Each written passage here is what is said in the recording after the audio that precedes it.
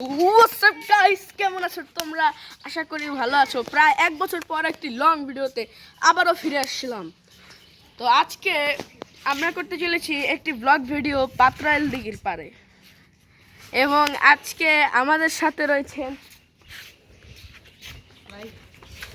Mrs হিমেল, mister হিমেল।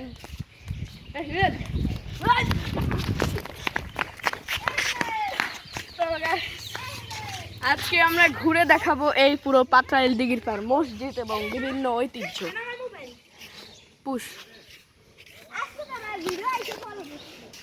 এই পুরো মসজিদ হয়েছিল সুলতানি আমলে। প্রায় 600 পুরনো এই মসজিদের নকশা এখনো ঠিক মনে হচ্ছে কোনো মেশিন দিয়ে করা হয়েছে। এর দিঘির পাড় মসজিদ ঐতিহ্যে ভরা। সুলতানি আমলে তৈরি হওয়া এই মসজিদ প্রচলিত আছে মোহাম্মদ আউলিয়া এই মসজিদটি নিজের হাতেই তৈরি করেছেন।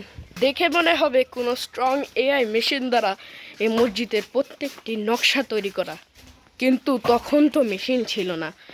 আউলিয়া সাবেক নিজের হাতে এই মসজিদটি তৈরি করেছেন। এই দিঘির পাড়ের আরেক বড় ঐতিহ্য হলো পাত্রাইল দিঘির পাড়ের দিঘি। প্রচলিত আছে যে এই দিঘি এক রাতের মধ্যেই তৈরি হয়েছে।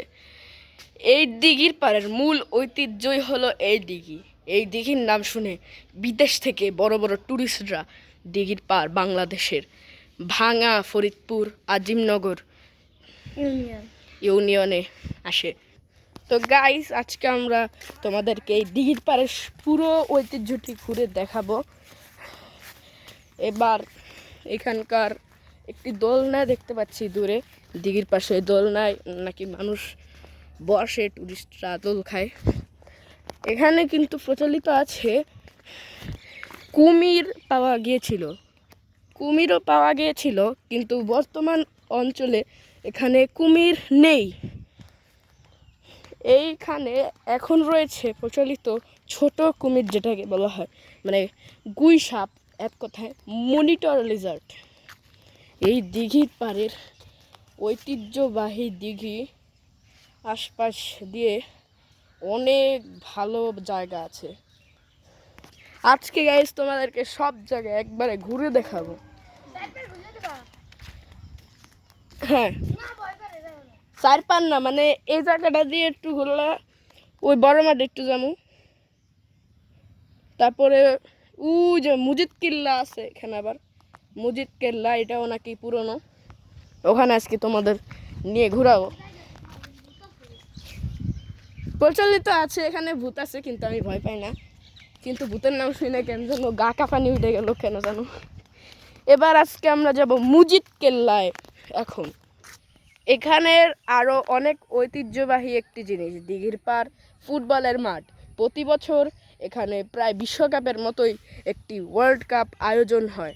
আর ওই যে দেখতে পাচ্ছেন আমাদের মুজিদ কেল্লা, ওখানে যাওয়া সম্ভব না, কারণ এখান দিয়ে নদী বয়ে গেছে।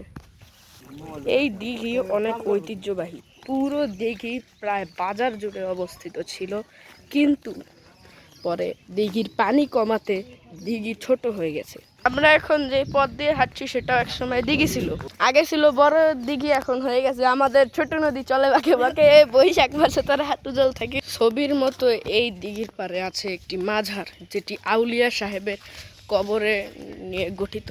এই মাজার মডিফাই করা হয়েছে, আগে মাজারের ছাদ ছিল। এখানে মানুষ মানত করতে আসে। সাবেক আউলিয়া সাহেবের কবর এই জায়গার ভিতরেই রয়েছে। এই দিঘির পাড়ের ঐতিহ্য এতটাই বড় যে এখানে টুরিস্টরা দেশ বিদেশ, আমেরিকা থেকেও টুরিস্টরা এখানে ভিডিও করতে আসে। এবং আজকে আমাদের সাথে রয়েছে দুইজন অচেনা পার্টনার, আমরা চিনি কিন্তু তোমরা চিন্তা না। এরা হচ্ছে হিমেল, চিকুন মানব, মুখ লুকাইতেছে। আর এই যে তাসিন দিঘির পাড়ে দুইজন, এইজন হচ্ছে নকলজন, আরেকজনের শাশুড়। এই আর ভাই ওই যে ও হ টাকা দাও।